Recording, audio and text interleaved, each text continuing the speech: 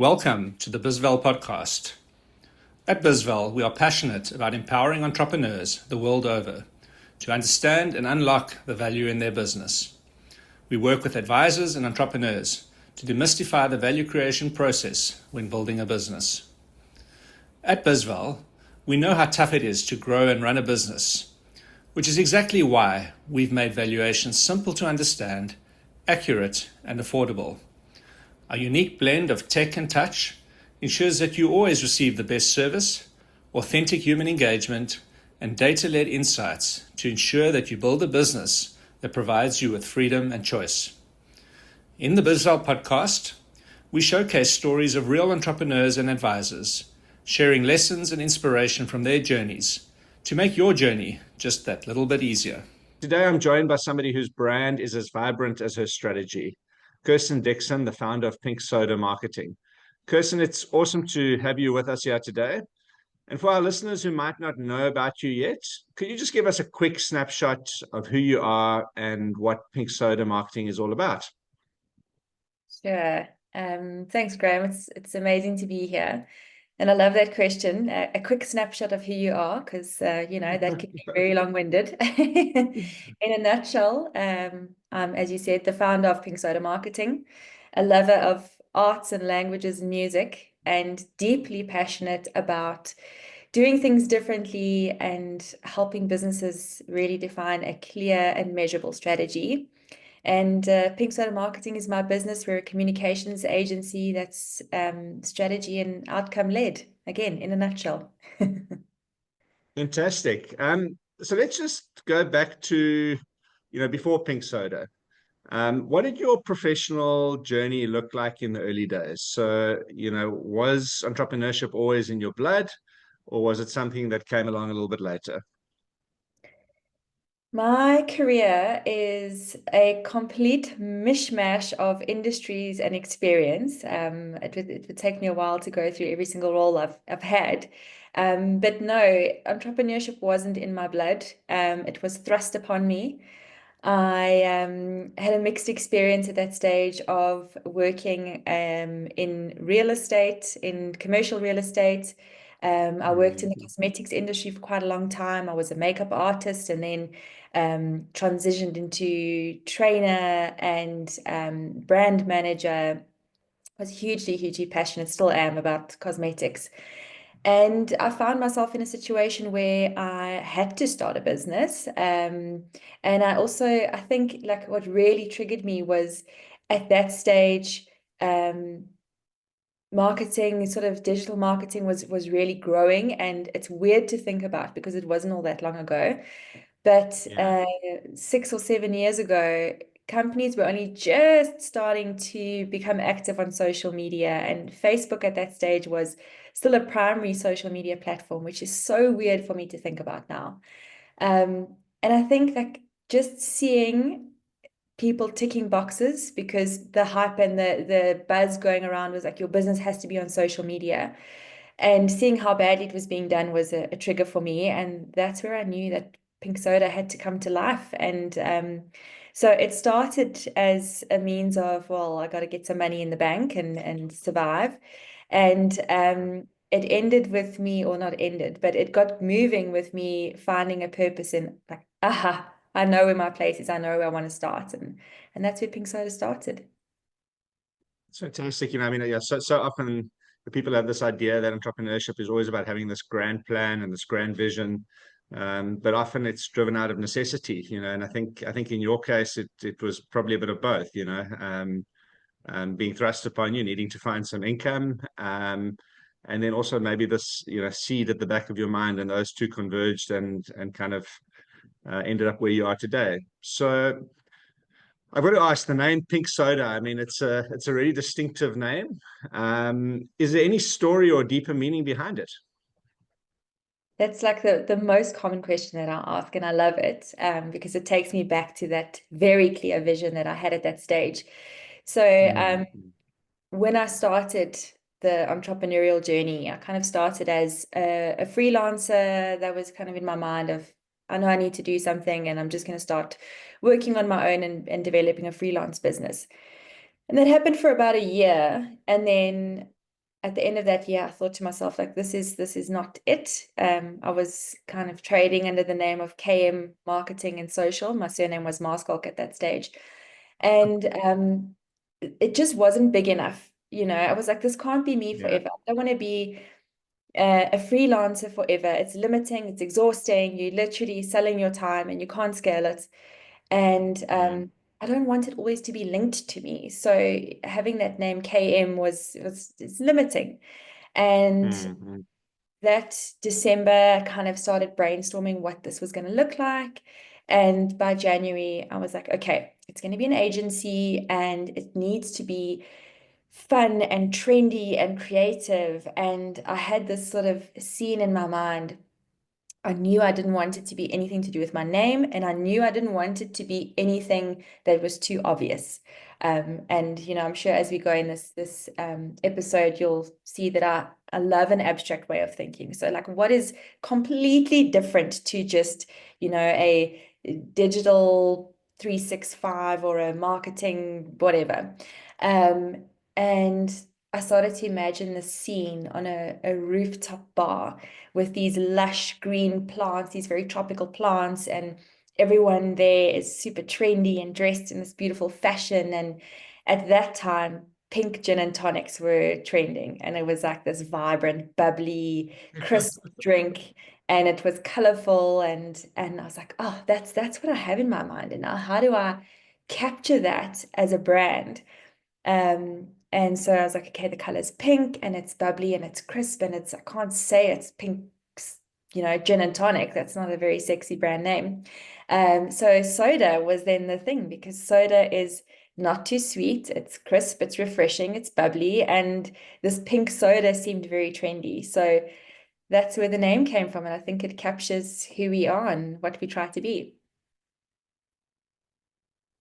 That's fantastic. I mean, there's so much just kind of, in that little story. I just have to relay a bit of a story. I've just come back from Miami, and I can picture that scene in sort of one of their rooftop bars with all the green lush stuff and all these trendy people and what have you. And yeah, I mean, it kind of really brings it to light. And I think, you spoke about something being memorable and trendy and that. And then the other thing I guess you spoke about was that transition from solopreneurship into actually building a business. Yeah, I think so often people kind of overthink the name.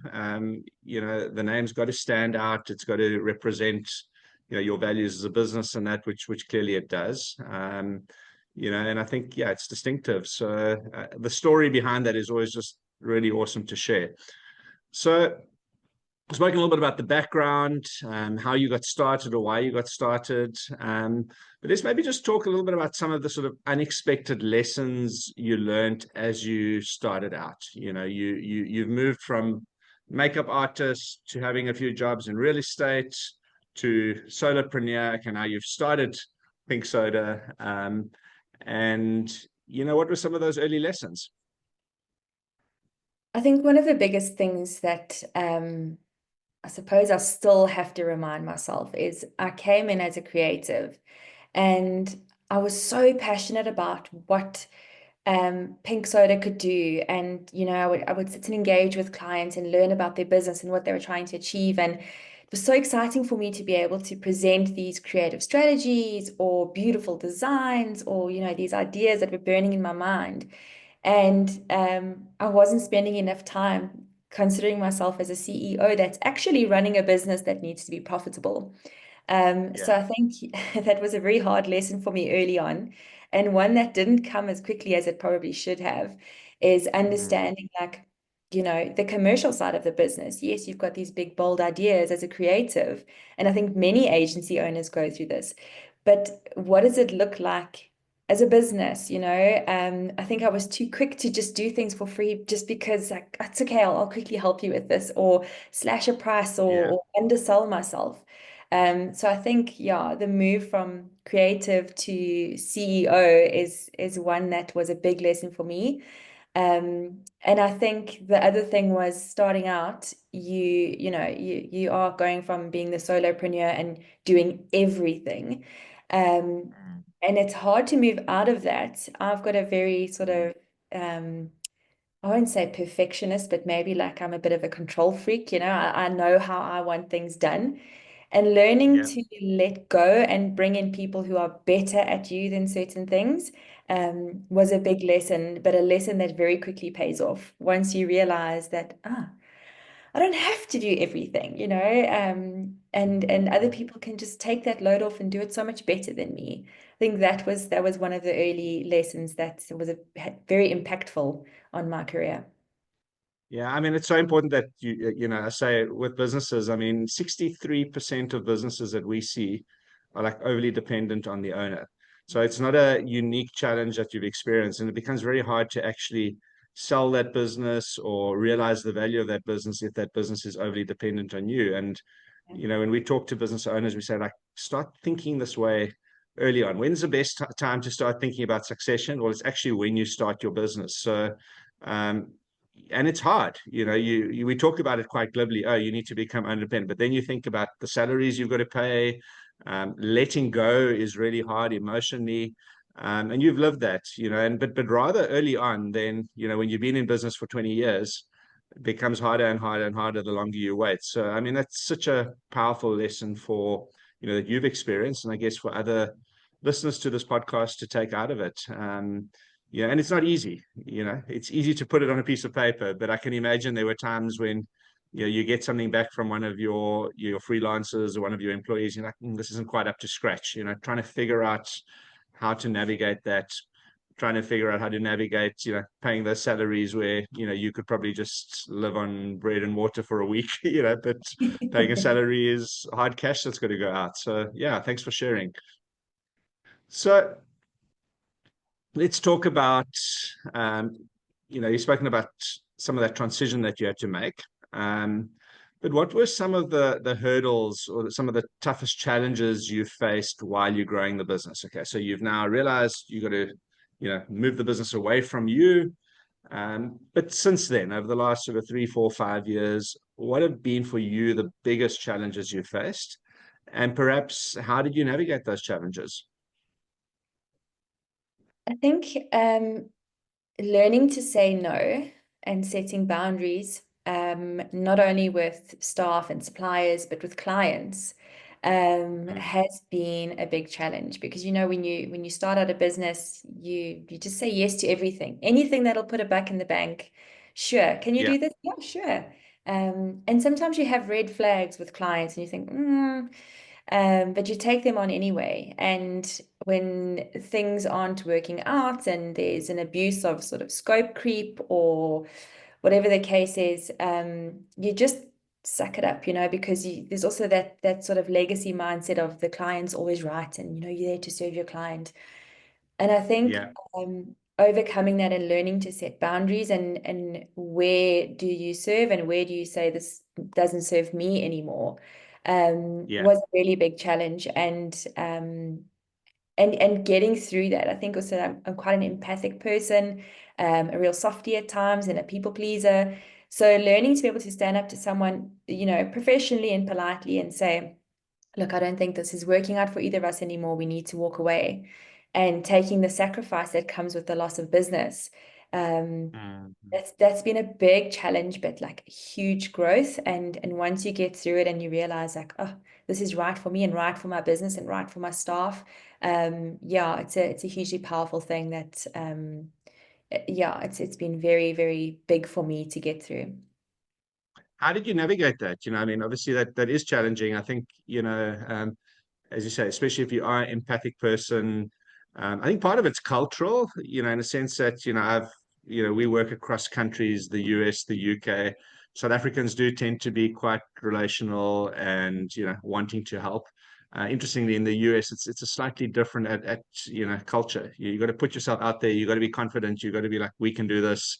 I think boundaries sometimes come naturally in that culture, but yeah, but for you and for a lot of other entrepreneurs, it is a hard thing. How did you navigate that? Did you have a support structure? Was there sort of an aha moment when you're like, a client just brought you to the brink and you're like, I'm not doing this anymore? What was that sort of turning point for you?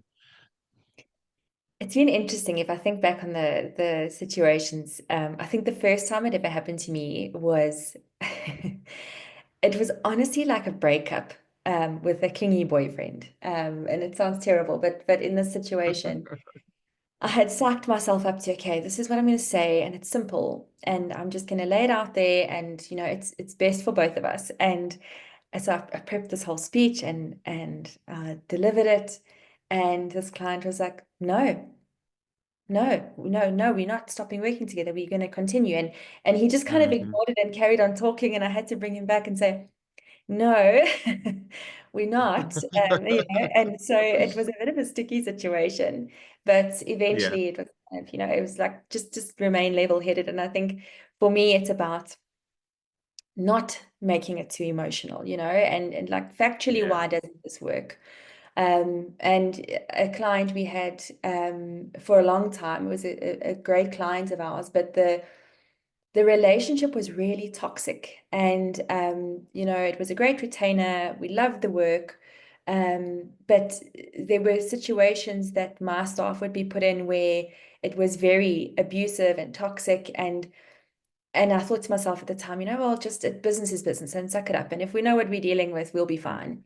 And then I started to see the impact it had on my team. And I think, yeah, it's just about like noting practically where you can sort of let things slide or just be okay with it, and where it's not okay, because if it starts having an impact on Mhm. teams' motivation, their self-worth, even just capacity in the business, it starts creating a roadblock for other clients and things like that. um, Yeah. then it just becomes a lot clearer, and it's an easier way to just depart, and it is what it is. And I think it's about just remaining fair. It's not about pointing fingers and blaming or anything like that. It's just is what it is. It's fair. Remembering that it's a mutual value exchange. Yes, you are paying me and you're my client, but I'm offering you something. So positioning it and framing it like that we are here to provide value to each other in different forms. And if it doesn't work for us, then we need to walk away and be fair to each other about it. Yeah, I think that's really some really practical advice as well. Is take that emotion out of it. The point you make about it's like a disease when it starts impacting other parts of the body. Your staff, your employees, all of those sorts of things. You've got to draw that line, and the space, I guess, that you operate in. One of the challenges with marketing is everybody thinks they're an expert marketer. Because they had a post go viral on Yes. Facebook or whatever the case might be. So yeah, drawing those boundaries is tough, but it's essential if you want to be able to grow.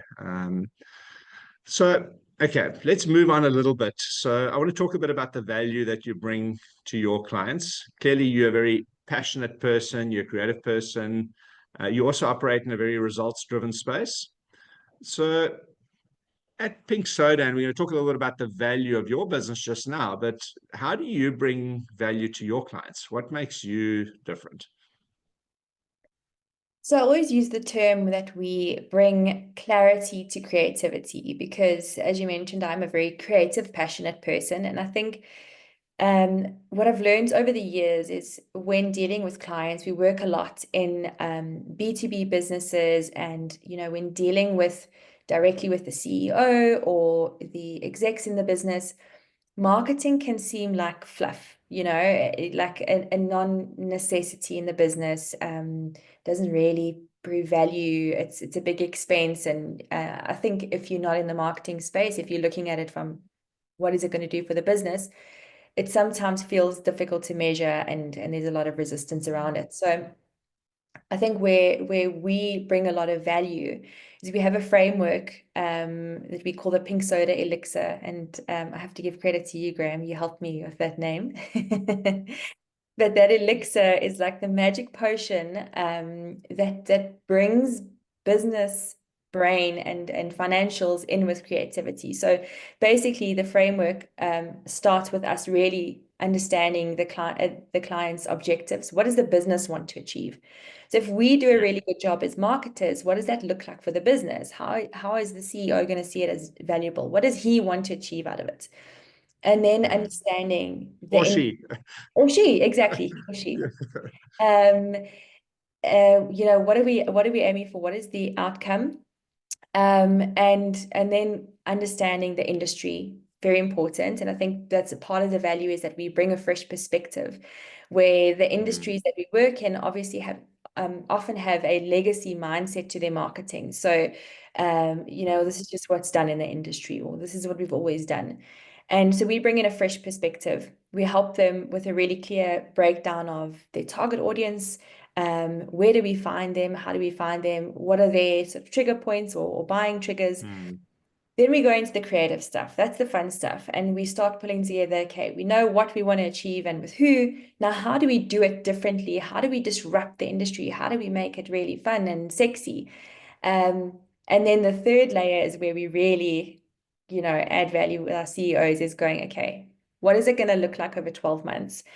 How do we plan that budget to make sure we can make that happen and keep it agile, that the execs are aligned on what this is going to cost? It's not a drip-fed marketing strategy, and we know exactly what we have to be able to execute it. So whatever output is related to that, if that needs to be agile and change, so if, for example, the email campaign is not working, or we find that the social media is working better on one platform than the other, or in person, or whatever, we can be agile about how we go about it, but we are focused on the outcome, and the budget sort of doesn't move. So everyone's comfortable with what's being spent, and we're able to measure then, the strategy and the execution that comes from it versus what we've planned, and a bit of a clearer ROI on the budget.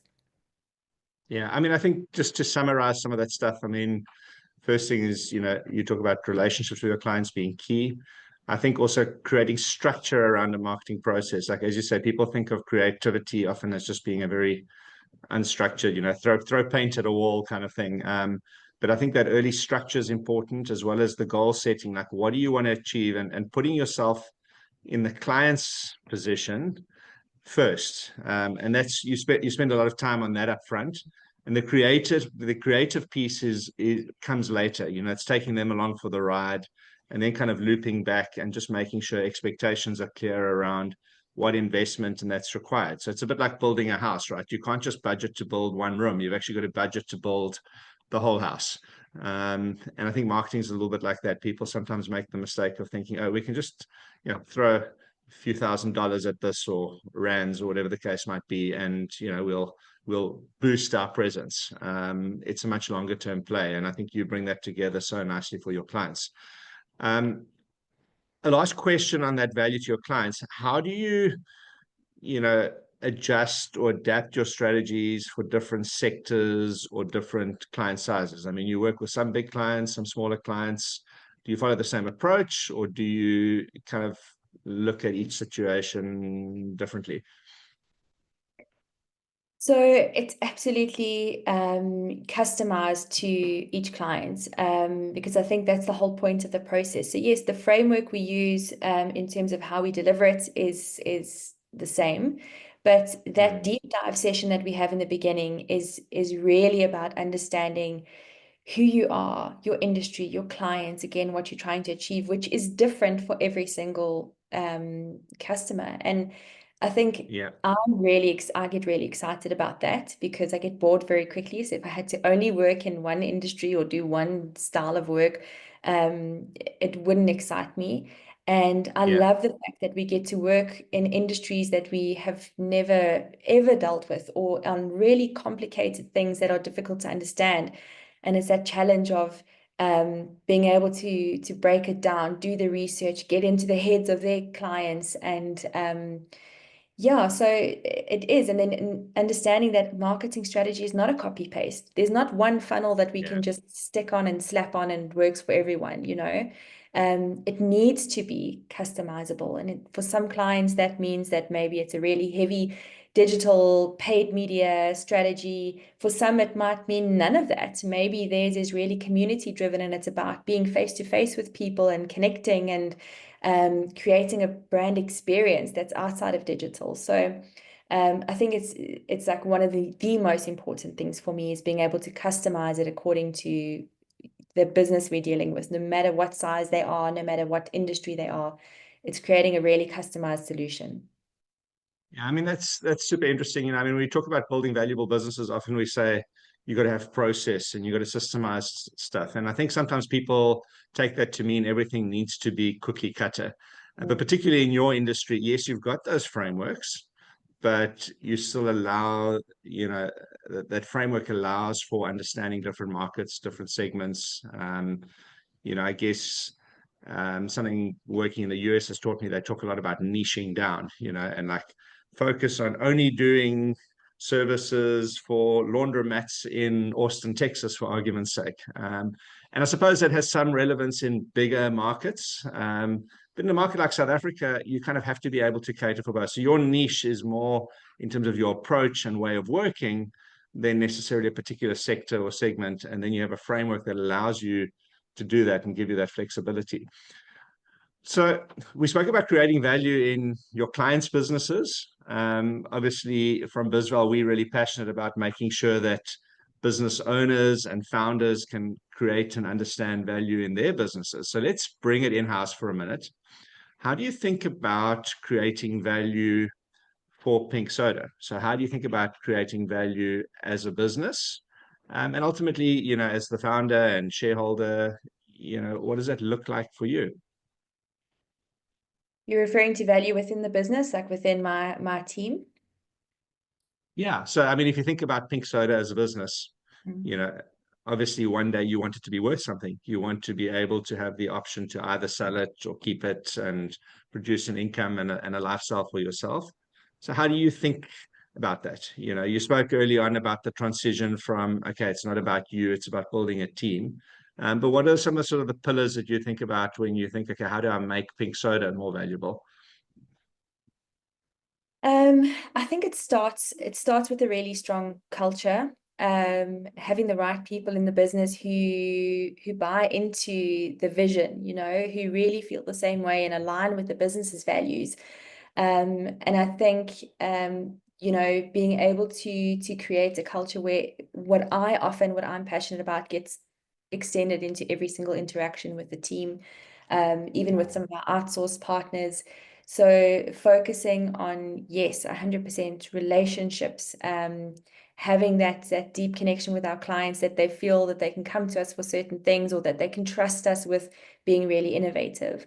And I think that's a big driver as well for the business. Is innovation is constantly striving to avoid monotony. So I call it like an allergy to same.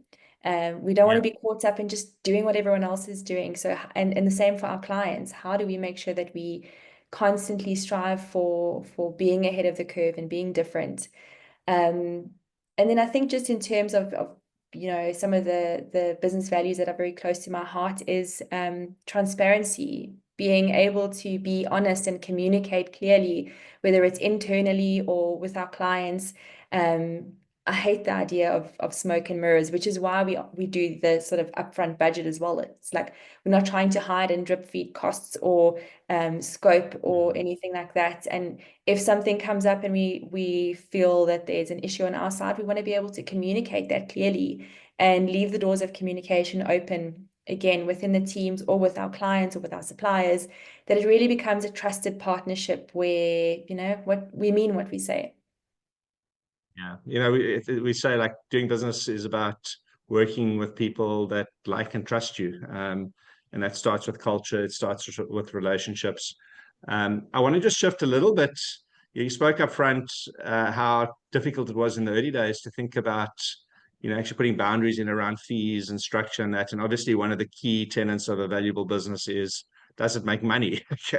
So what are some of the things that you think about in terms of like, does your business make money? Revenue is one thing. How do you measure that? How do you track that? Do you do it yourself? Have you got an accountant that you work with?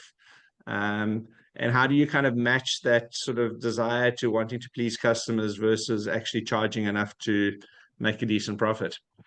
There's a lot in that question, but I'll let you answer it how you want to. No, it's a good question, and it's a very relevant question. It goes back to like bringing in people who do things better than you do. Like financial things were never my strength. I was more the creative. So I work with the amazing team at Iridium on my accounting and finance. But beyond Yeah. that, I've recently done a course with Craig Rodney, the agency coach, and light bulb for me was tracking stock loss, which is often neglected in a service-based business. It's easy when you're selling a lipstick and you know that it costs you 25 Rand and you're selling it for 250 Rand in the store and whatever. When you're selling a service, it's slightly different, and especially when there's so many different layers and tiers. And being able to track that and make sure that we are adding value to our clients, but it's also profitable, has been really important for me. And a little nugget, I'm telling everyone about this, but there's a software called Timely that has been a game changer in being able to track what we are doing, what it's costing us, what we should be billing clients for that.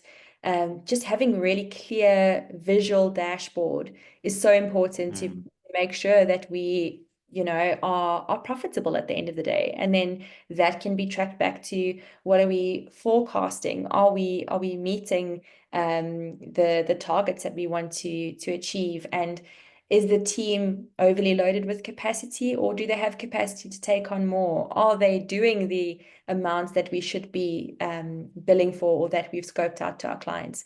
So I think that visibility has been like really important to just go, okay, it's clear to see now if we're profitable or not, and how much profit margin we have. Yeah, I mean that is fundamental. Is just having that visibility, and as you say, like outsourcing to the experts, the guys from Iridium, for instance. I mean, they're great, and they can kind of fill those gaps that you may have as a creative founder as opposed to a finance founder. I just want to drill down for a second into that visibility and transparency. Is often as the founder, and I share the same, you kind of bear overall responsibility for the profitability and paying the bills and that at the end of the day.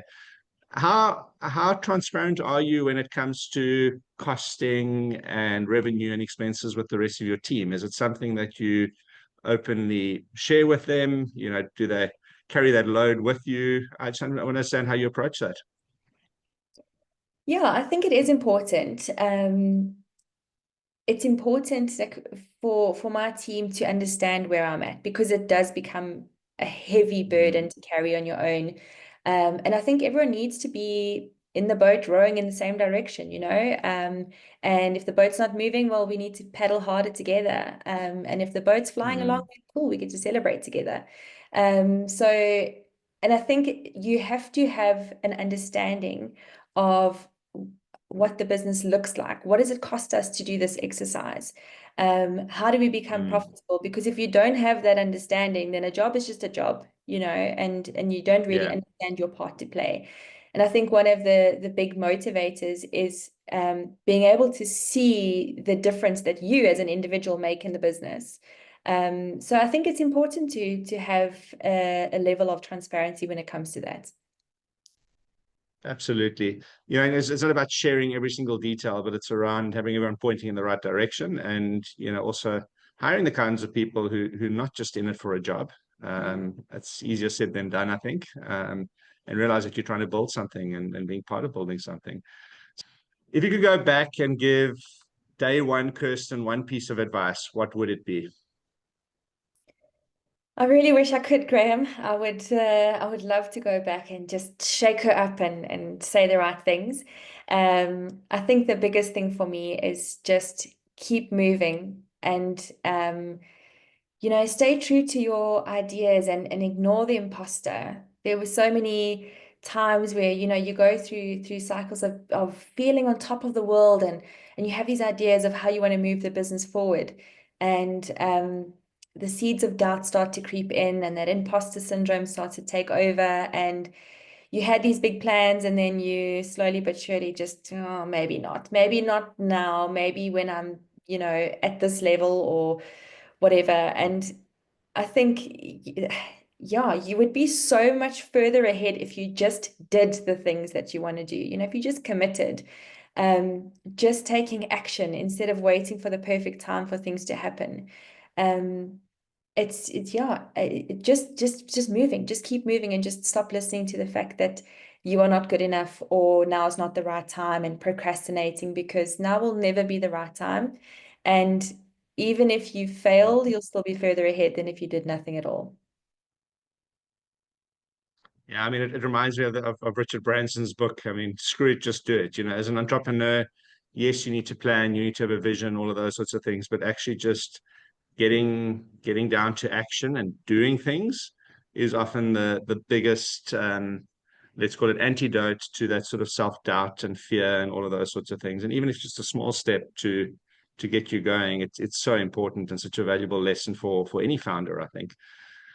So final question is, you know, we've had this chat and this interview. Tell us where people can find you. How can they connect with Pink Soda Marketing online, by email? Maybe you can just share some of your details, Kirsten. Sure. So LinkedIn is the primary place that I'm active as a founder. Kirsten Dixon on LinkedIn. Pink Soda is pinksodamarketing.co.za online, info@pinksodamarketing.co.za. We're on Instagram, Facebook, LinkedIn, occasionally on TikTok. It's the marketing agency owner's curse. We'd never focus on our own marketing. But anyway, yes, we are there and we are available and ready to hear from you. Fantastic. Well, Kirsten, it's been such a pleasure having you on the show. Thank you for sharing your story, some of your strategies, some of your thoughts on building value, both for your clients and within your business. And we'll certainly be watching with interest and, you know, seeing how Pink Soda continues to grow and thrive and develop and maybe even in some foreign shores in times to come. You've been listening to the Bizval podcast with me, Graham Stephen, the host and founder of Bizval. For more episodes, please visit bizvalglobal.com, and we hope to see you next time. Thanks for listening.